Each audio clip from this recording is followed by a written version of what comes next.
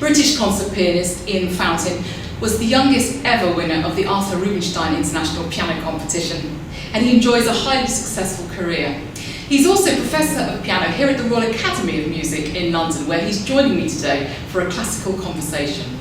Welcome. Nice to see you. Great to chat to you today. I want to start by asking all about your musical education, how old you were when you started, what was the catalyst for you? Come from a musical family? I come from a musical family. I was one of those people who was lucky enough to be born with a certain hearing for music, so I could pick out tunes very easily on the piano when I was already very young.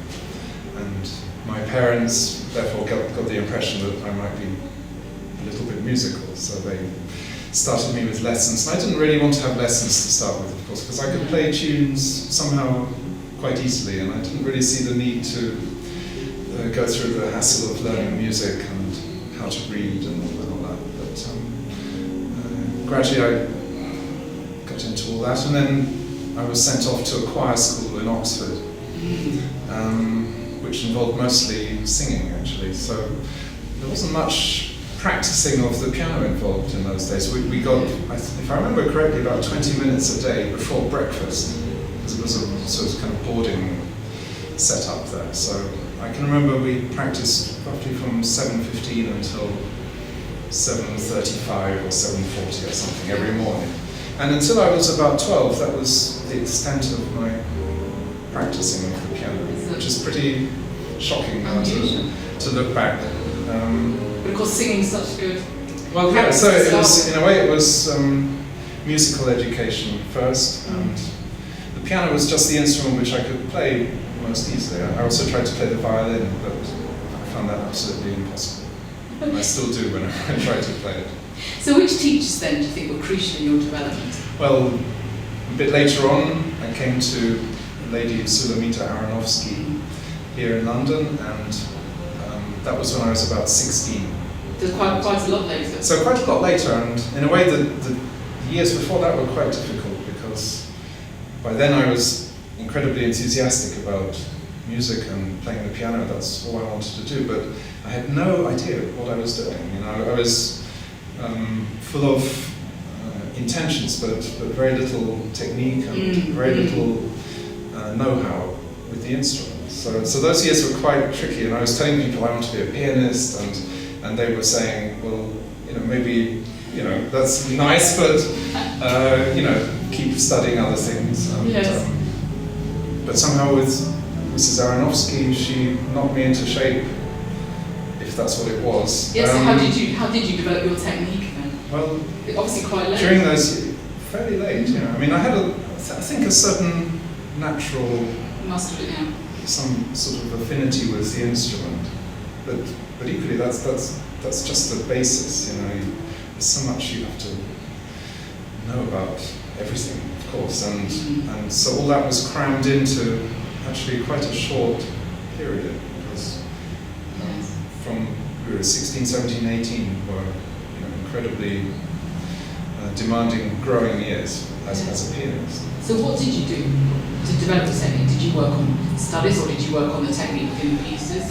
Yeah, I was never given studies, fortunately. Yes. And equally, I never give them knowing the teacher. And I always feel that music contains everything you need to know about how to move your fingers. And when you start taking that out of the context of music, then that, to me, can and often does create a quite unhealthy sense that we're not serving music when we play an instrument, but we're actually doing something for the sake of moving the fingers correctly. And so I don't regret it, that it was that way, but it's just a certain school of doing music making. Yeah. So you won the Arthur Rubinstein Prize at a very young age, 19. And what impact do you think that had this on your career? Well, it was quite a big moment, obviously, but equally I was only barely 19. I was hardly out of short trousers. Yes. So it was in a way a massive leap into the unknown. And looking back, who knows if it was not too early for many things, because I had very little experience of anything. Yes. Let alone playing. I had to play Brahms concerto with Mr. Mehta. And the only time I played that piece before was with an amateur orchestra a couple of years earlier. So quite a change. So it was, and of course, only the greatest, the Mozarts or the Barenboims are fully formed as a musician when they're at that kind of age. Sure. I think that's generally a difficult thing, that people tend to get judged and put in their niche very, very early in life. Yes. Necessarily, but the process of becoming a musician is a very, very long road. That's right. A stony road. So you had to learn kind of on the road, as it were, really? On the road, yeah. So you're always playing new pieces, yes, often in very exposed places and under very critical gaze. Yes. And not everyone has the possibility to do everything in an organized way. And if you say no to something, then you've missed your moment. But equally, sometimes if you say yes, it's wrong as well. Yes. So do you think competitions are still a good way to establish a career for young pianists today? I don't think they establish a career. No. They don't even, in some cases, even give you a helping hand. They sometimes give you a bit of encouragement that what you're doing is okay and that you're on the right tracks, and that's obviously valuable. But it seems that the competition world is actually in a healthier state than the concert world. I sometimes get the impression. That's interesting. Because many towns now have a very well-funded competition with lavish prize money and sponsors all over the place, and in the same town the orchestra has had to cut their season and sack players. The chamber music series doesn't exist anymore because the subscribers have all disappeared and gone on somewhere else, and youth orchestras are less than they were. But somehow competitions, maybe people like competitiveness. Competitive element, yes. So I think it's more of a problem what's happening with the concert life. Yes. And those, if they are invited to give a recital, they'll be offered a miserable fee sometimes for playing their heart out in months of preparation. Yeah. So I don't blame anybody who wants to take part in those competitions. It's a way of performing and learning your art. And getting yourself out there. Which composers do you love to play? I've always played a very wide amount of repertoire. I think nowadays I'm very much focusing towards the classical, which I didn't so much before. I've just played all the Mozart concertos. Finally, after it took me nearly just over 25 years to learn 25 concertos, basically. But methodically I tried to go through them. So now I'm looking for a chance to do them all in a season. That would be something I'd really like to try to do. And doing a lot of Schubert as well, which I always avoided a bit when I was slightly younger. Don't know why. There's never a time when you really feel that you're on top of music like that. But time's going to run out, so you get going. There you go. Do you have a particular practice regime? I have various ways of practicing depending on what I'm trying to do. So if I'm relearning a piece for the 10th time, there's going to be a different approach. I like to play through pieces from beginning to end, just like I'm going to do it in the concert. And I find that very helpful. And you learn all kinds of things doing that. You learn where the weak points in your concentration are, and where your hand gets tired. And you don't actually learn those things when you just practice bits. You may polish them up very finely, and it might be wonderful, but then you actually come to play it, and then you realize actually you need a completely different fingering. Yes. Did you ever find that? I did, yes. You know, that Yeah. you learn a piece really Yes. well, but then when you're on the stage, you suddenly do realise, fingering, yes. oh God, I need the thumb here because this poor little fourth finger doesn't make the sound out. But you can kind of get a hint of those feelings if you play through a lot. But of course, when you learn a new piece, you have to find out what on earth you're doing. Yes. You're a professor here at the Royal Academy. What do you love about teaching, and how has your teaching evolved, do you think? I've really enjoyed the work here, and I think it's very hard to teach. It's a really demanding. So physically, I'm absolutely exhausted after a day of teaching. You know, it's in a way much more tiring than playing yourself because there's no let up in it. You have to somehow see into the students what's making them tick or not tick.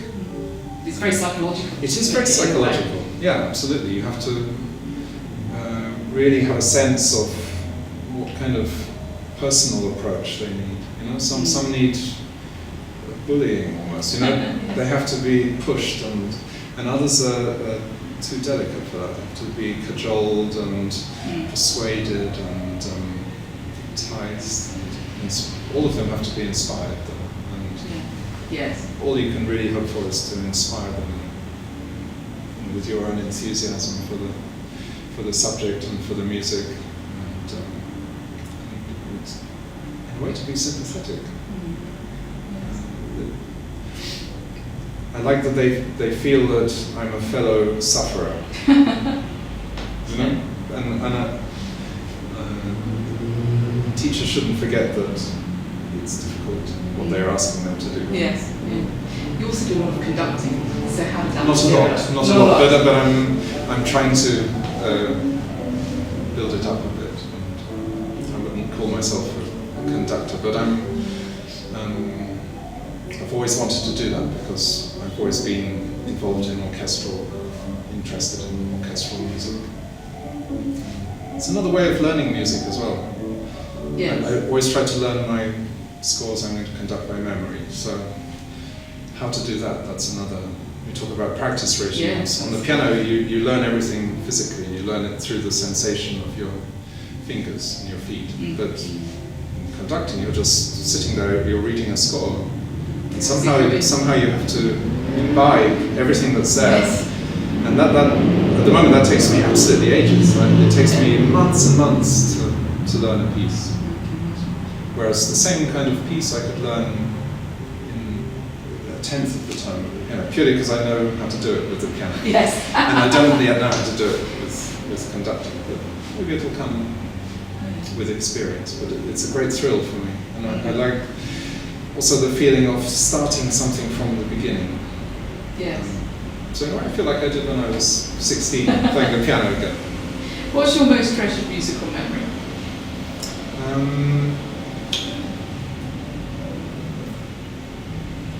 When I was very small, when I was maybe 10 years old, I can recall a day when I first felt the power of music, which I hadn't until then, because as a child you're doing something because you're capable and you have to do it.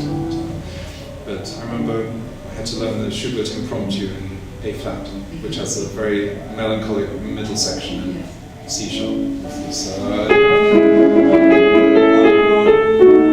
This theme. And one morning I was practicing that, and suddenly the power of this expression in this middle section, it really hit me like that, really for the first time. And I always remember that as a kind of moment of revelation about music, and in a way that's always stayed with me. What are your future plans? Next week I'm going to play a concert in Berlin at the Philharmonie with my longtime cello colleague David Gehringers. We've been doing a series there with all the Beethoven sonatas for piano and cello, as pianists call them there. Cellists call them cello sonatas. Yeah, that's right. And we're doing also, in each program, some other composers. So we did Mahler in the first one, we did Hindemith in the second, and this one is Strauss, the sonata in F, and also the Romance in F, which is a wonderful piece as well. Then I'm going to play a Mozart concerto in Oxford. And then I'm going to be on the jury of a competition in Scotland, the Scottish International Competition. Quite varied. Yeah, I like to have some variety. Yes, Not too much. Luckily, that I don't have the chance to do too many things, the same things. So. What does playing the piano mean to you? I never find this easy to answer because I feel what really fascinates me has always been music, and the piano is the medium through which I can express that. Piano in itself, it's my instrument, you know. But its real value is what it can do, which maybe it's not quite the same thing, you know. I went through a phase of being, fascinated by piano in itself, you know. Yes. In my Horowitz phase, you know, every pianist has a teenage Horowitz Yes. phase, and I was fascinated by what he could do lyrically, you know, with how he could balance things. This fast stuff wasn't so interesting to me, but this kind of fascination with the piano is something else, of course. But nowadays I feel music is my kind of leading impulse, and the piano gives me a chance to do it. Thank you very much for joining me today. It was a pleasure.